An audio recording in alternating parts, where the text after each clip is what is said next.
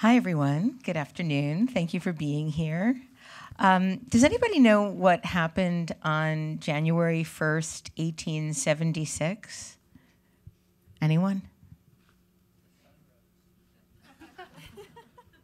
Where? January 1st, 1876 was the day that the Trademark Registrations Act went into effect in the United States.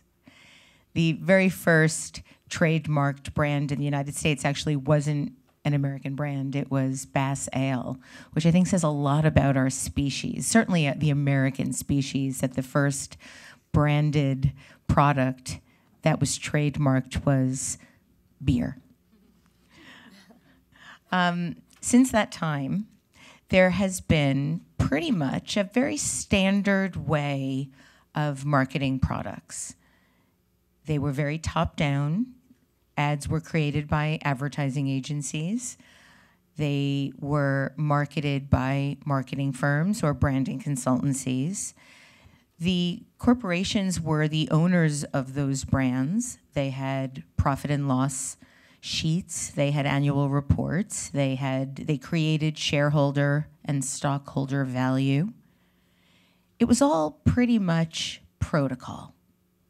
Everyone expected that to continue forever. And it hasn't.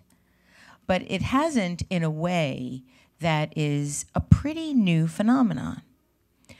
If you look back, brands were really created, believe it or not, with the advent of religious symbols. Brands don't really exist. We create constructs that assign meaning to things. That's manufactured meaning. And that manufactured meaning is agreed upon with either a small group of people, which is what results in small brands, or a large group of people, which results in large brands. That construct, that way of creating manufacturing meaning, has gone on now for thousands and thousands of years. On January 1st, 1876, brands became legally recognized, which gave the owners of those brands the ability to use advertising agencies and brand consultancies and marketing firms to be able to promote and create value for those brands. There was always a return on investment that was expected. Brands have not tended to be particularly altruistic. I often joke that somebody out there in the marketplace must really love diet, peach-flavored, powdered iced tea. And the reason I say that is because it is sold. Corporations don't altruistically put products on shelves and hope that people will find them. If they don't sell, they get taken away and they get discontinued. And that protocol has been the way that we've been existing with brands, with products, and the way advertising has been used to promote those brands. And everything changed in the last decade. And I want to talk about why and how that changed. But it's changed in that branding and marketing and advertising have become democratized. It is no longer top-down advertisers telling us what we should believe about the products that they're advertising. It is not just up to the design firms to create corporate identities that we very proudly wear on our shirts or our shoes. It is now democratized in a way that people can create their own constructions, their own marks, and their own brands to signify something very different than a product. They're able to signify an idea, a value, a mission, a purpose, or a movement. And we first started to see this when we saw the response to the terrorism in Nice, where we began to see a logo that was developed that was a mashup between the peace sign and the Eiffel Tower. And suddenly people were using that on their Facebook pages or on Instagram or on any number of entities to signify their belief in something, their support of something. And over the last several years since then, we've seen Black Lives Matter, we've seen Time's Up, we've seen Me Too, And 3 weeks after the 2016 election, we saw what I consider to be the most significant brand launch of the last millennia, which is, anybody want to guess? 3 weeks after the election, 2 young women in the Midwest made a hat that signified their objection to the political results that we all participated in. By March 20th of 2017, that pink pussy hat, as they called it, became the most recognized symbol on the planet. That was done in 3 months. You can't pay for that type of response. That was a movement created by and for the people, marketed by and for the people, advertised by and for the people. So the marketing and the advertising and the branding that we know it is now dead. It is now democratized, and it is now owned by the people and being pushed up to the corporations that have to take notice. I want to talk to these wonderfully smart women that are doing this type of work about how and why and what we can expect. So just for a little bit of context about what we're going to do now, each of my panelists here are going to talk a little bit about their point of view. I'm going to ask maybe 1 or 2 questions to the panelists, and then we're going to open up the rest of the conversation to the audience. You guys up for this? Yeah. Okay, good. Excellent. Okay, Taryn, you want to go first? Let's give it up for Debbie Millman. I was not expecting that beginning. That was great. Oh, thank you. That was great. Stuff I've been thinking about a lot Yeah. lately. It's really making me very optimistic about the new generation. You know, I think not to put words in anybody's mouth. I think I'm the oldest person on the stage. My generation has really failed your generation. And you now have that baton and have picked it up and are taking it in ways and places that I think is super exciting, highly optimistic, and is giving me hope for the future. Just saying. Okay. Well, my mom, who's older than you, was very excited about this panel today, and she was really sad she couldn't be here. So really quick, can I just take a photo of the room? You guys just like throw your hands in the air like you just We've don't just care. proved everything Like, that Tanya said before us true. Woo, Right? Mom. Just so we know. Where's Tanya? Thank Everything you you. just said is true. Thanks for mom. Thanks for mom. Okay, so I think at the heart, there's a lot to unpack there. At the heart of what's happening, I think, is rooted in 3 things: identity, community, and visibility. And for me, what that looks like, I'll dive deep on that because I think when we open it up to questions, it'll be more of a conversation here. But what I mean by that is, at the heart of any community is the individual. So it's you, it's Cameron over there who I was talking to. In this room, even as New Yorkers, our New Yorker community, there's the individual at the center. The next ring is the one-on-one relationship, which makes you show up for that community, right? It's my conversation with Cameron before about how he's starting off his career, right? And then the next ring is your tribes. It's your identity. It's what makes you feel whole, right? It's what makes you show up for today as a human marketer. It's what makes you show up in New York as a New Yorker. And then let's call the larger community New York right now, right? So that larger community being, we're all here. You could live in any city. You could be anywhere in the world today. You're here in New York City. So just to give an example of what this means for the movement, I just like, as part of my 3 minutes, 30 seconds of that 3 minutes, turn to the person next to you or behind you, introduce yourself, tell them your name, and tell them one thing that you love about being a New Yorker and one thing you hate about it. All right? Just have that shared experience for 30 seconds. I'll time it right here, okay? All right. Name and high and low of New York. 30 seconds. All right. Thank you. Okay. So wanted to give that first opportunity to connect, because I feel like when you go to conferences, if you don't leave with like one person who you kind of really just make eyes with and connect, that's really what this place is all about. But beyond that, it's also at the heart of what we're talking about today in terms of movements and community. People show up for people, right? And in the institutions that Debbie was talking about, the standard marketing that was done by corporations as status quo, and the institutions of advertising that that built that to the market were run by white straight men for that time until, call it the Mad Men 70s and into the 80s when things start to really shift. So you start seeing a breakdown, I think, before the last 10 years of how this started becoming more democratized with the rise of different leadership, and that goes back to visibility. So if you can't see it, you can't be it. And I think part of that goes to the shifting landscape that started in the 60s in activism that rolled into women's movement, LGBT movement, people of color, the movements that began then all of a sudden now 25 years ago with the rise of the internet and then 10 years ago with the rise of social media become, boom, decentralized in a way that before the pyramid of power held it at the top. So as, internet, social media comes, the decentralization of those technologies into people's hands, I think, then lent itself to greater visibility and the opportunity to find community based on your identity in more ways than ever before. Yeah, I actually have had a lot of discussions lately with people that are very fearful about how addicted we are to our devices.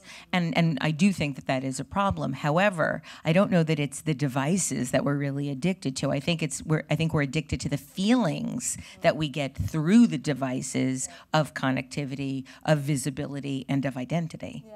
And it's an interesting paradox because human relationships are messy, right? Like, I can make a mistake at any moment when you and I are speaking. There's judgment, self-judgment, judgment on both sides. I'm looking into your eyes. How do you see me? Like, when you're looking at a screen, there's a different type of validation that you own, you have responsibility of, and you can use in any way you want. It's very empowering for an individual who, as a human being, knows they're making mistakes every day. So I'd love to dive in more on that, but I think that's good for me on 3 minutes. I'll pass it along. I didn't know there was going to be an interactive portion of this, but it was great. So I work at YouTube. I look at videos every day. I work directly with creative agencies, and we are constantly tasked with figuring out what works and what doesn't work. And this whole concept of democratization and cultural relevancy is something that comes up all the time. And I've seen it just explode in this last year with my work with creative agencies, especially. Everybody's expected to have a position, to make some kind of statement. And I think for the longest time, brands were expected to just be broadcasters. And now it's growing into they need to learn how to become builders of these communities for people to be able to participate in that community. And I think that's a huge challenge because in that search for relevancy, the only way you're going to be relevant is if you're rooted in a human truth. And if you don't know that truth, it's not going to work. And I think that what I see time and time and time again is brands, creatives, everyone really seeing that power within controversy take Time's Up, Me Too. But if you are just trying to go after that power and that controversy without looking at the truth from where you're standing and what truth you can tell, you're not going to be able to connect with people. I think the tried and true example of this is Pepsi, right? They totally found that power in controversy, but they didn't come to it from a place of truth, from a place of, imagine if they would have handed that idea to a YouTube creator, to anyone who was in the middle of experiencing all of that and let them run with it for Pepsi. But they had it in-house. They had a bunch of people working on it, and the intent was great. And the relevancy was true, but the truth wasn't, and people felt that. So I think that if you can't, as a brand, speak from that place of truth yourself, because now we are in this democratized industry, find somebody who can, that you believe in, and that you want to rise up to tell that story. I have two things that I want to ask you about. The first is the really big brouhaha that's happening today with the remake of Childish Gambino's video by the woman who did it from a woman's point of view, which I was hoping before I opened it to look at it would be authentic. And to see the sort of opposite and the appropriation in that video today feels to me like exactly what you shouldn't ever do. And I wanted to sort of get your sense. I don't know if everybody has seen it or if anybody has seen it, but a young woman remade Childish Gambino's video, like same location, same tonality, but she's beautiful and blonde with beautiful hair and a cute little body, and it's the exact opposite of what I think she should have done. Yeah, listen, I mean, like, that music video is so uncomfortable to watch, but it is so real, and you feel that. And I can't relate to you know, a Black person's experience at all. I can speak from my truth as a woman, but I think to that point, that is finding power in controversy and finding power in relevancy, but not having a stake to claim in the truth, right? So as well-intentioned as things can be, because I think inherently, I hope that as humanity, we try to do as well as we can, but I think sometimes we react faster than we should, and you can still be relevant without like having the need to say something about everything.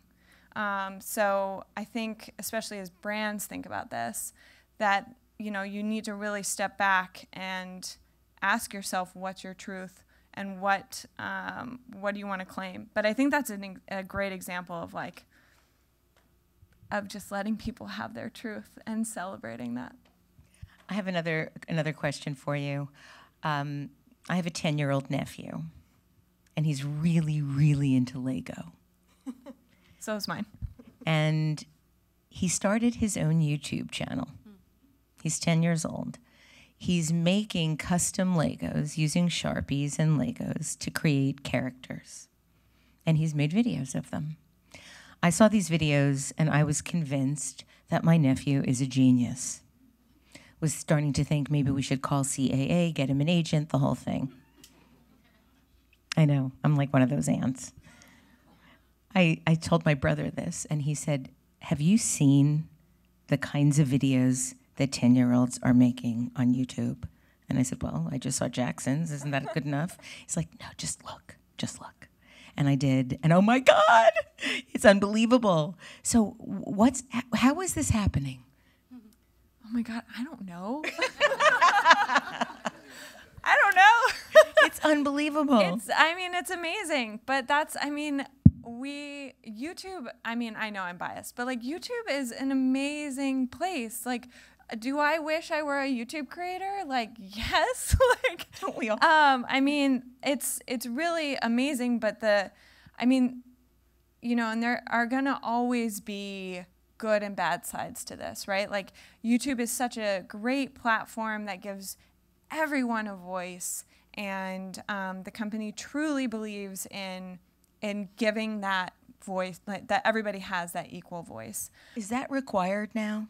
Is that type of clarity of voice, that type of ability at 10 years old or 20 years old or 30 years old? I don't think so. Because I think, in all honesty, in 10 years, YouTube's going to be a blip on the radar. You know, I hope not. But like, that is the attitude that we need to have to be able to challenge ourselves to be better and to improve the platform.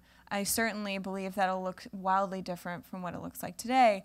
And, you know, society always surprises us with new things. It's like, YouTube is what it is because of people. People made YouTube what it is. YouTube did not make it what it is. Thank you. Karin, I'd love to hear what you have to say. Sure. Hi. So I wanted to build on the brand truth bit because I was reflecting a lot on how do brands meaningfully connect with those audiences and their values, and what does that mean for creativity. And I think what that means is broadening that. Whoa. the aperture of creativity, really, to not just be what are these outputs that we're putting into the world, but what is the culture that we're creating internally as well. And so I think when we think about values, brands need to first understand their own, right? And so know thyself is, I think, the first order.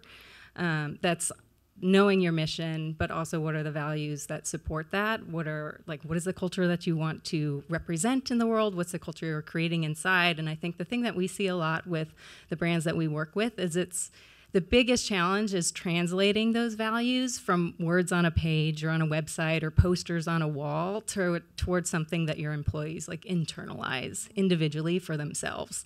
And so a lot of why we're coming in is workshopping, and everybody can do this themselves as well. It's what does that mean when I say, we empower creators, or we believe in transparency? How does that show up in my day-to-day? How is that relevant to me from the way that I pick up the phone, to the ways that I engage with my colleagues, to the ways that I consider my pipeline in the future? And so I think that knowing what that means to every individual of the company and to really internalize that is the first order. I think on top of that, it's understanding your audience, right? Know thy audience. It seems pretty straightforward, but I think the thing for myself, previous to Collins, worked with IDEO, and so a user-centered perspective is kind of at the core of everything that I do. What does user-centered perspective mean, just for the audience members that might not fully know about that? Sure. So to the extent that you can really engage and understand your audience and build for them, to understand them firsthand. I think for us, we do a lot of qualitative research. So go into their worlds, do shop-alongs, go to their homes, really understand what makes them tick from their emotional drivers, what concerns them, what do they care about, what are they motivated by, what's getting in the way of them doing what they want to do, and really knowing that for yourself and seeing it with your own eyes. Quantitative is very helpful. Statistics are very helpful. But when you see the person behind it, I cannot tell you how many clients have transformed the way that they think about something because they've seen the impact from a first-person perspective. And that's true for me as well as a designer. And I think as a designer myself, being able to have that person in mind when I'm designing can really transform the reason, the rationale behind everything that you do. And again, how do you distribute that internally within a brand so that they have those people in their mind as they're making and don't see it as an abstraction? So I think a big theme throughout all of this is making those abstract things, whether they're values or your users, become more concrete, much more tangible, much more kind of central to your everyday. And I think the third piece of that is really when we think about brand, I think we really holistically think about brand experience design. So to the extent that you're not just saying, here are the words that I'm putting out, or here's the marketing campaign that I'm putting out, but I'm thinking about it as a holistic experience, every way from the way that I design my culture internally to the way that I, again, talk to my users, the relationships we're establishing over time, right? There's no end point. It's not like the campaign launched and we're done. This is an ongoing relationship, much like a product is always evolving, a service is always evolving. Like that is something you need to nurture and nourish, and to have that be an agreement with everybody, and to kind of really see that as a force for the way that you design your business and your brand. Yeah. I think it's interesting that I believe that the user-centered mentality is what's helped usher in this democratization in giving some of that power over to the consumer. They sort of taken that ball and are now running with it. Taryn, were you going to say something? Oh, I thought you were about to lean in, and I missed. Oh, okay. Well, let's open it up to some questions. Who wants to ask the first question? Yes. We have 1, 2, 3 questions, 4 questions. Can we do, I know that we have a little bit of a time. We have 5 questions, is okay? Okay, good. We can do 5 questions. Yay. And then we'll be here as well during the reception for any more questions. Okay, so first question. I agree with everything you said about how things have ushered into this moment in the democratization. But now there's this net neutrality problem that we're going to have. And then how does that transform and return power back to the old structure? So I just wonder how you guys are thinking about that. And we're like totally optimistic, but then you have larger power. We saw in these elections there's something is happening. So I wonder, like, how long can we sustain this kind of democratization and move forward with that in mind, and what you all think about that. I'm going to open that up to the panel just so that I'm not the only one talking. That's a really hard question. That's a great question. Speaking from the YouTube perspective, net neutrality is something that, we, especially as a tech company, is not something that we're in favor of. We want the internet to be open and free for all, with no barriers. But I think, I think we're going to learn to adjust. I don't think democratization is going to go completely away, but I think we're going to have to shift how we can provide that access to people. I think Google does a really good job of making sure that it gives internet access to those who don't have it, and I think we're going to see increasingly more initiatives like that.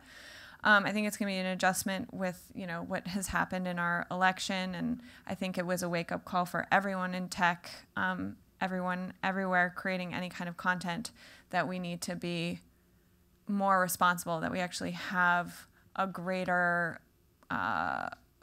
persuasive power without realizing it. And I think that goes for everyone, especially in the tech industry. And if anybody else in the audience wants to participate in answering as well, please raise your hand, because we'd really love to hear from you. There might be people in the audience that have a real awareness of what the possible solutions to this are, and we'd like to know them too.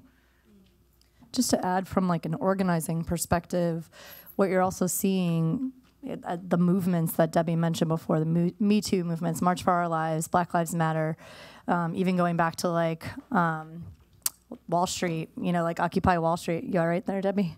Broke the chair. Sorry. Be careful.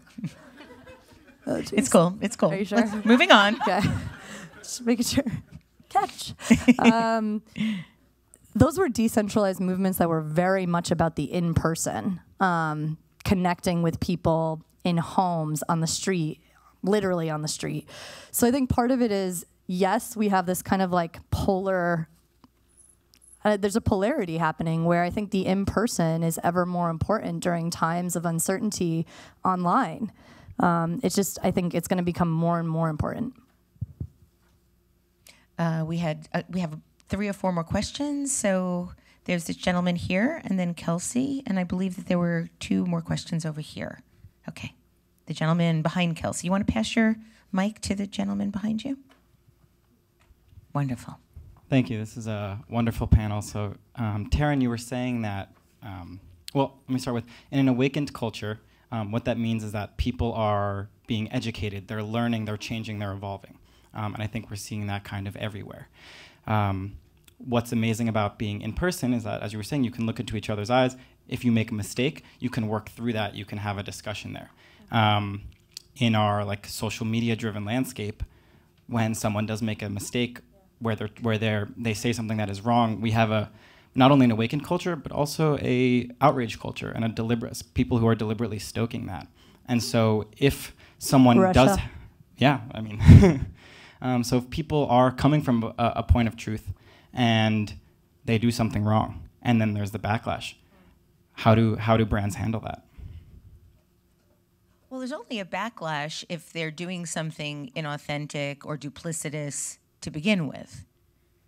Then they're found out. And I think that backlash is necessary. Backlashes only come in response to something that already exists. There's not a backlash to something that doesn't exist. So I think that if there is a backlash against any brand, it's because they're either greenwashing or whitewashing or outright lying. And I think that it is our job to hold those companies, those brands accountable. People talk about branding or corporations being evil. That's putting a soul into something that's been manufactured. It's the people that are in the organization that are behaving badly that need to be called out and need to be held to different standards. And I'm hoping that that happens more and more as we awaken, as we continue to awake. I think there's a difference, though, between backlash and criticism, right? So like, yes, I totally agree to your comment about backlash. But I think, like, you think of brands like Heineken. I don't know if you saw the campaign last year where they basically got two people with completely opposite views, had them do and basically build a bar together, then find out that they, like, one was a transgender woman and one was a man who just hated transgender people. And they then revealed that and then shared a beer. And there was a lot of criticism towards Heineken about this campaign, but they stood their ground because they had the conviction that was the truth. They let those people tell that story, and they had the brand integration in such an honest and authentic way. Like, of course you're going to share a beer, talk about your differences, and, you know, maybe learn a thing or two from each other. Kelsey? Hi. So this actually, I think, dovetails nicely with that question. I was wondering if you see a difference maybe in the philosophies of the brands, or maybe the size, I'm not sure, of, I guess, between the kind of brands that can find this power in the controversy and the kind of brands who, you know, in regards to YouTube, are really concerned right now about brand safety. And what is the difference between those two types of brands? That's a really good question, and isn't one that I can really answer in terms of, I don't know what the answer is in terms of what each brand is willing to do. I think there's a healthy amount of creative bravery that goes into telling these stories, whether they are from the fringes or, you know, within this area of controversy, but that's rooted in truth. And I think that comes down to the brand and what they want to do moving forward. I think, you know, brand safety is obviously a huge concern, and is each brand defines brand safety very differently. And what works for one brand won't work for another. So I think that that's super, I mean, you have to be very introspective when you're considering all of those things.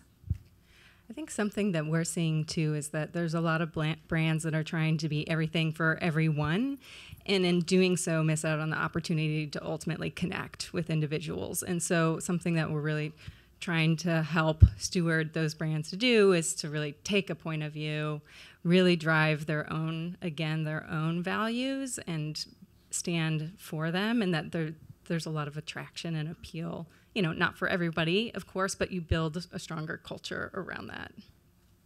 Okay, we have one final question. This woman in the beautiful blue sparkly jacket. Thank you. What's your name? Charlene. Thanks, Charlene. Thanks for the talk. Just regarding to the brand safety question, I think read news earlier this week, actually Adidas and Cisco pulled back their ad spend from YouTube. This is quite an interesting trend because oftentimes we saw brand react as like reactively. Whenever something happened, you know, Facebook, Google, they start pulling back the spend. But arguably because these two, all those, you know, duopoly and would be the platforms brands choose to go because you guys reach audience deterministically at scale. And it is a great touch point to reach out audience, but because it is a user-generated platform, it is not really Facebook and Google's fault to expose, you know, hate speech or anything brand unsafe in front of the audience. But in the meantime, all the brands care so deeply about, you know, how reputation is for them. So right now the trend really becomes, okay, how can we act proactively without, you know, I saw it happens and I start acting, but really I would rather not have my ads in Facebook or YouTube to prevent that moment to happen in the beginning. So if anyone who was watching Mark Zuckerberg, you know, the analytical Cambridge earlier, he was even talking about, yes, AI would be a solution, but not even like 10 years or 20 years from now, because all those stuff are very linguistically nuances. It's very hard for AI to detect what is actually, hate speech.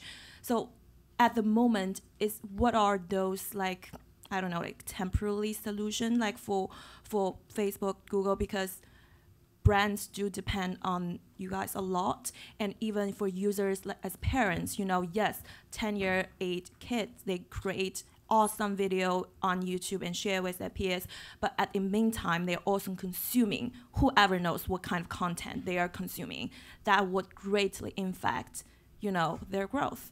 And as parents, I personally am not, but, how like platforms and technology companies like you guys could help at all, monitor those things for brands, for kids, for people like around us. There's a lot to unpack. First of all, we take brand safety extremely seriously, and it is probably one of the #1 things that we talk about. And we are doing a huge amount to get better at detecting videos that have hate speech, that are terrorist content. I don't know the stat exactly, but we're basically have machine learning that can detect not 100%, but pretty darn close for those videos. And then we're also employing a bunch of human resources on that as well. The amount of staffing we've done on that is paramount. And we, of course, take brands and their brand. We value that, and we understand that some of these brands have been around for 200+ years, and their reputation means everything to them, and that we take that extremely seriously. In terms of parental control, there are things, especially within YouTube, that parents can use to control their kids' usage of the app, what kind of content they see, how long they're using the app, etc. So, I think we're making great strides there. I think, the internet is a wild west still. It's been around for a little while, but we're still coming around corners that we never expected, and we still have a lot to learn. And I think the #1 thing that tech companies can do is have a bit of humility in that sense that we don't know all the answers, but we are extremely dedicated to working with brands and with our users to find those answers. We also rely heavily on our creators to kind of keep us and themselves accountable. They rely on ad revenue.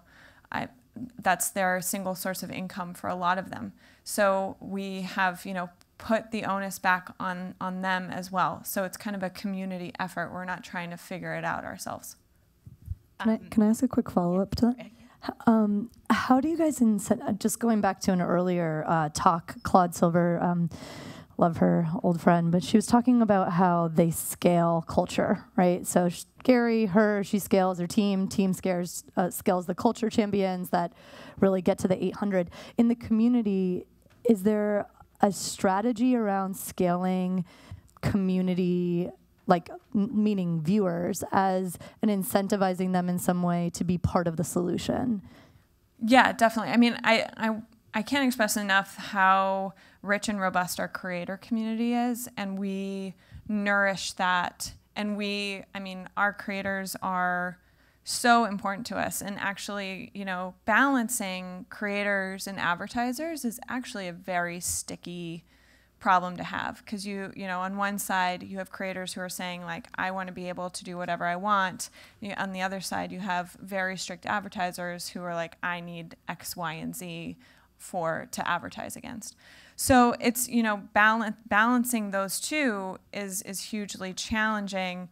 But I think to that point, it's bringing all of those people together to understand holistically what the challenges and what the needs are from both sides, right? From the creator side and from an advertiser side, and then us as the conduit being YouTube, kind of bringing everyone into that conversation rather than like, plugging a hole here and then another one, busts out. So, but it's a process, and I think that's I think probably our biggest challenge is that we're moving fast it's never going to be fast enough, but we're moving as fast as we can. One little anecdote that I think will bookend this conversation really well. I mentioned at the beginning of the discussion that the day that it changed everything in the advertising and marketing and branding world, January 1st, 1876. But it wasn't until 1906 that the Food and Drug Administration created a law that stated that all food and drugs needed to be safe. Up until that point, it was the Wild West out there. And it wasn't until 1920 that a case went all the way to the Supreme Court. It was called 95 barrel, U.S. against 95 barrels of alleged apple cider vinegar, wherein the Supreme Court ruled that no food or drug would be able to legally deceive or manipulate. So it takes a while for these things to for us to all figure them out. I think that the word is accountability. What has changed in this, what I hope to be permanent woken state, is the ability that we have to hold our brands and our corporations and our advertising and our people accountable. And I hope we can all take that and do the best possible work we can with it. So thank you, Taryn. Thank you, Noël. Thank you, Karin. And thank you to Seth for this wonderful opportunity. Thank you all for still being here and participating. Thank you, Debbie.